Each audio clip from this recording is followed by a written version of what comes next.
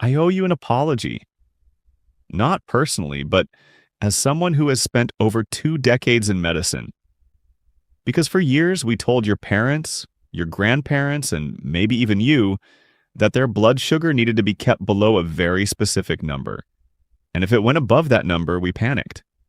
We adjusted medications, we added insulin, we pushed harder and harder to bring those numbers down.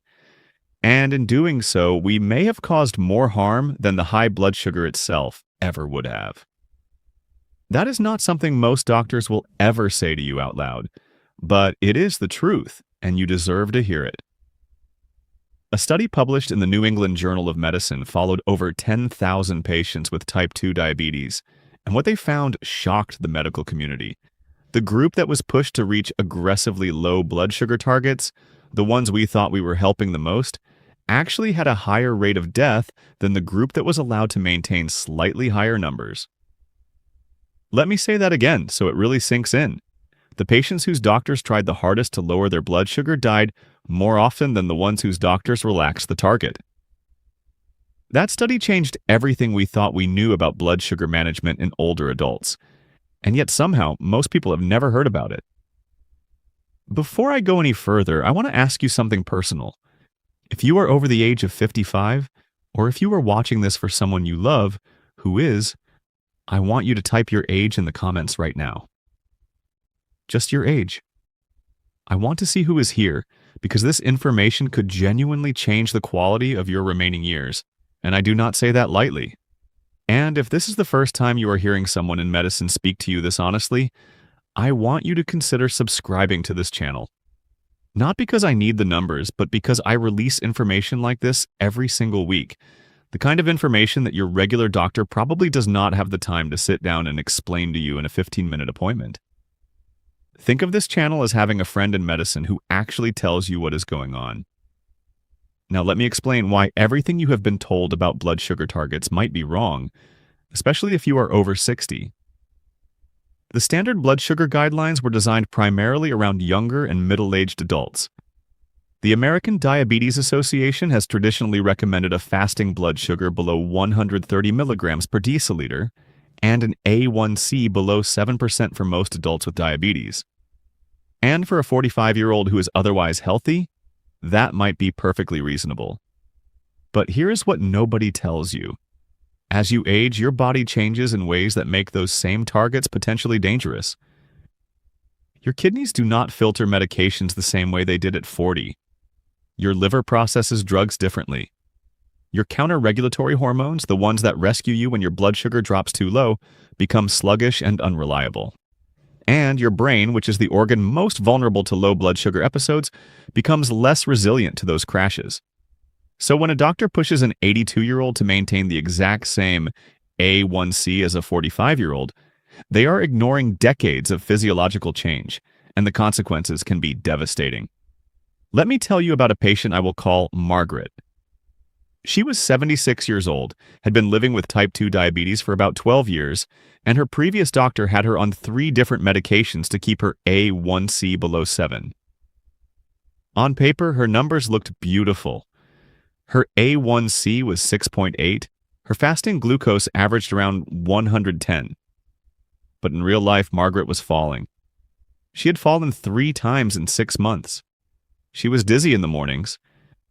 She was afraid to go for walks because she felt unsteady. Her family thought it was just old age.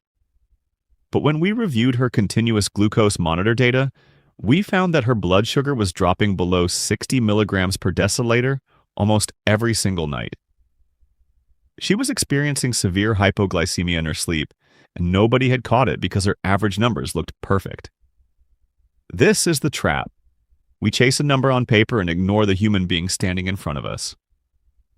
When we relaxed Margaret's target to an A1C of 7.5 and reduced one of her medications, her fall stopped completely within 2 months. She started walking again. She told me she felt like she had gotten 5 years of her life back. That is what the right blood sugar target can do for someone. So what is the ideal blood sugar level for older adults? Let me walk you through what the most current research actually says because it is more nuanced than any single number, and understanding this could protect you or someone you love from unnecessary suffering. The first thing you need to understand is that A1C targets should be individualized based on your overall health, not just your diabetes. The American Geriatric Society and the Endocrine Society both published guidelines recommending that for older adults who are otherwise healthy and have few other medical conditions, an A1C between 7 and 7.5% is reasonable. I need you to listen to this message very carefully, because what I'm about to reveal could protect your health and perhaps even save your life. For a long time, I didn't realize the danger that excess blood sugar represented. I discovered that high glucose levels can increase the risk of heart attack, stroke, vision loss, and even amputations. The scariest thing is that type 2 diabetes often acts silently. Many people believe everything is fine when, in fact, their bodies are already suffering serious damage. And if your blood sugar is high right now, you may be at much greater risk than you imagine. But then I discovered a completely natural method that helped me understand how to balance my blood sugar levels and regain my quality of life.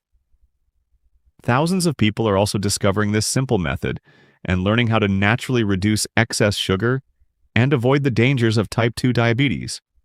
And there's something important you need to know. All this information is compiled in a special video that we don't know how long will be available. If you want to discover what I discovered and learn a natural way to help control your blood sugar levels, click the link in the first pinned comment now and watch the video before it's taken down. But for older adults who have multiple chronic conditions, cognitive impairment, or limited life expectancy, the recommended A1C target is between 7.5 and 8.5%. Some guidelines even suggest that for very frail elderly patients, an A1C up to 9% may be acceptable if it prevents dangerous low blood sugar episodes. This is a radical departure from what most people have been told, and it is based on solid evidence. A 2019 study published in JAMA Internal Medicine analyzed data from over 200,000 older adults with diabetes and found that those who were overtreated, meaning their A1C was pushed below 7 despite being on medications that cause hypoglycemia, had significantly higher rates of emergency room visits, hospitalizations, and death. The researchers concluded that overtreating diabetes in older adults is a widespread and largely unrecognized problem. The second thing you need to know is that fasting blood sugar is not the most important number to watch as you age. I know that might surprise you because fasting blood sugar is the number your doctor probably checks most often. But here is the reality. For older adults, what matters far more is the range of your blood sugar throughout the day, and, critically, how low it goes at night.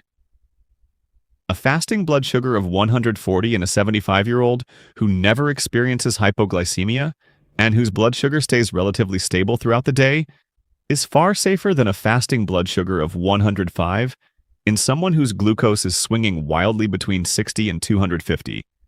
Stability matters more than a single morning number. And this is where continuous glucose monitors have been a game changer for older adults. A study from the University of Michigan published in 2021 found that older adults who used continuous glucose monitors reduced their time spent in hypoglycemia by 50% compared to those who relied on traditional fingerstick testing. 50%! That translates directly into fewer falls, fewer emergency room visits, fewer episodes of confusion, and potentially fewer strokes and heart attacks triggered by low blood sugar. The third thing you absolutely must understand is that the medications you are taking matter just as much as your target number. Not all diabetes medications carry the same risk of hypoglycemia. Older medications like sulfonylureas, which include drugs like glipizide, glyburide, and glympyride, are among the most dangerous for older adults because they force your pancreas to release insulin, regardless of what your blood sugar is doing. That means if you skip a meal or eat less than usual, those medications will still push your blood sugar down, sometimes to dangerously low levels. A study published in the journal Diabetes Care found that sulfonylureas are responsible for the majority of serious hypoglycemia-related hospitalizations in adults over 65. And yet, these medications are still widely prescribed because they are cheap and familiar to doctors who trained decades ago. I see this in my practice every single week. A patient comes in on glyburide, a medication that many geriatric specialists consider inappropriate for anyone over 65, and their doctor has never discussed switching to a safer alternative. Newer medication classes like GLP-1 receptor agonists and SGLT2 inhibitors not only carry a much lower risk of hypoglycemia, but also provide additional benefits for the heart and kidneys that are particularly valuable as you age. If you are over 65 and still taking a sulfonylurea, I strongly encourage you to have a conversation with your doctor about whether a safer option might be appropriate for you. The fourth point is something that almost nobody talks about, and it is the relationship between blood sugar and cognitive function in older adults. Your brain is the single largest consumer of glucose in your body. It uses roughly 20% of your total glucose supply, despite being only about 2% of your body weight. When blood sugar drops too low, your brain is the first organ to suffer, and in older adults, the consequences can mimic dementia. There was a study published in the journal Neurology in 2009 that followed nearly 16,000 older adults for over 20 years, and found that those who experienced severe hypoglycemic episodes had double the risk of developing dementia compared to those who did not. Double the risk. And more recent research from 2021 published in Diabetes Research and Clinical Practice found that even mild episodes of low blood sugar that do not cause obvious symptoms can still damage brain cells over time. This is what I mean when I say that chasing a number on paper can be genuinely dangerous. Every time an older person's blood sugar drops below 70 because their medication is too aggressive, there is a potential cost to their brain that accumulates silently over months and years. And that cost does not show up on any lab report until it is too late. The fifth thing I want you to understand is that diet advice for older adults with blood sugar concerns should be different from what is recommended for younger people, and almost nobody makes this distinction. For a 40-year-old with prediabetes, aggressive carbohydrate restriction might be a perfectly reasonable strategy. But for a 78-year-old who is already losing weight unintentionally or who has a reduced appetite, severely restricting carbohydrates can lead to malnutrition, muscle loss, weakness, and an increased risk of falls. I have seen older patients come to me proud that they had cut their carbs to almost nothing, only to discover that they had lost significant muscle mass and their functional independence was declining. The goal for older adults is not to eliminate carbohydrates, but to choose the right ones and to pair them properly. Complex carbohydrates from sources like sweet potatoes, quinoa, lentils, and steel-cut oats provide sustained energy without the dramatic blood sugar spikes that simple sugars cause. And protein becomes even more critical as you age because your body becomes less efficient at building and maintaining muscle, a process called anabolic resistance. Every meal for an older adult should include a meaningful source of protein, ideally 25 to 30 grams, combined with fiber and healthy fats to slow glucose absorption and prevent spikes. This is not about restriction. This is about strategic nutrition that keeps your blood sugar stable while preserving the strength and energy you need to live independently. Now, I need to warn you about 3 things that many older adults believe are helping them, but may actually be making their situation worse. The first is fruit juice. I cannot tell you how many patients over 70 tell me they start their morning with a glass of orange juice because they believe it is healthy. One standard glass of orange juice contains roughly 26 grams of sugar with almost no fiber to slow its absorption. That is the equivalent of pouring 6.5 teaspoons of sugar directly into your bloodstream first thing in the morning. For an older adult whose insulin response is already compromised, this causes a massive blood sugar spike, followed by a crash that can leave you feeling shaky, confused, and exhausted before noon. If you want the vitamin C, eat a whole orange instead. The fiber in the whole fruit slows the sugar absorption dramatically. The second hidden danger is white rice, which is still a staple food for millions of older adults around the world. A landmark meta-analysis published in the British Medical Journal that included data from over 350,000 participants found that each additional daily serving of white rice was associated with an 11% increase in diabetes risk. For older adults who already have blood sugar challenges, a plate of white rice can raise blood sugar as much as a similar serving of table sugar. Switching to brown rice, cauliflower rice, or even mixing half white rice with half quinoa can significantly reduce that glycemic impact without requiring you to give up the foods you enjoy. The third danger is the assumption that sugar-free products are automatically safe. Many sugar-free snacks, desserts, and beverages contain maltodextrin, which has a glycemic index of 106 to 136, higher than pure table sugar at 65. That means some sugar-free foods spike your blood sugar faster and higher than the regular versions they are supposed to replace. I see patients who have switched their entire pantry to sugar-free products and cannot understand why their numbers are not improving.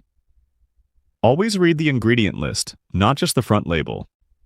If you see maltodextrin, dextrose, or rice syrup listed among the first few ingredients, that product is not doing your blood sugar any favors. Let me now give you 5 practical steps you can implement starting today to find and maintain your ideal blood sugar level as an older adult. The first step is to have an honest conversation with your doctor about your personal A1C target. Bring this information with you. Print this out if you need to. Ask specifically whether your current target is appropriate for your age, your overall health, and your risk of hypoglycemia. Do not accept a generic answer. You deserve a personalized target. The second step is to ask about continuous glucose monitoring, even if you are not on insulin. Many insurance plans now cover continuous glucose monitors for older adults with type 2 diabetes, and the data these devices provide is infinitely more valuable than an occasional fingerstick.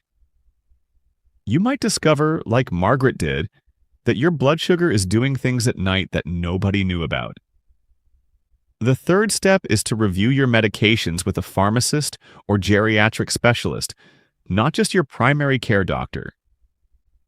Ask specifically whether any of your diabetes medications carry a high risk of hypoglycemia and whether safer alternatives exist. A second opinion on your medication regimen could literally save your life. The fourth step is to eat a source of protein and fiber with every meal and snack. This single habit does more to stabilize blood sugar in older adults than almost any supplement or special food. A handful of almonds with an apple, Greek yogurt with berries and flax seeds, lentil soup with a piece of whole grain bread. These simple combinations slow glucose absorption and prevent the spikes and crashes that damage your brain, your blood vessels, and your quality of life. The fifth step is to move your body for at least 15 minutes after your largest meal each day. A 2016 study published in Diabetologia found that walking for just 10 to 15 minutes after eating reduced post-meal blood sugar spikes by an average of 22% in older adults. You do not need to join a gym. You do not need expensive equipment. Just walk around your house, walk around your block, or even march in place while watching television. This simple habit is more powerful than most people realize. I want you to take a moment right now and think about which of these steps you are going to start with. Just one. Type it in the comments below. Tell me what you're going to change this week. Is it having that conversation with your doctor? Is it checking whether you are on a sulfonylurea? Is it adding protein to your breakfast? Whatever it is, write it down, because the act of committing publicly makes you significantly more likely to follow through. And if there is someone in your life over the age of 60 who is taking diabetes medication, someone whose doctor has never explained any of this to them, please share this video with them today. Not tomorrow. Today. Because the information in this video could protect them from a fall, a hospitalization, a frightening episode of confusion, or worse. You might quite literally be giving them the most important 20 minutes of health education they have ever received. My name is Dr. Nathan Carter, and I do this because I believe that every person deserves to understand what is happening inside their own body in language they can actually understand. You are not a number on a lab report. You are a human being with decades of life ahead of you, and those years deserve to be lived with clarity, strength, and confidence. Take care of yourself, and please remember that everything I share on this channel is for educational purposes and should never replace the advice of your personal physician, who knows your complete medical history. I will see you in the next video.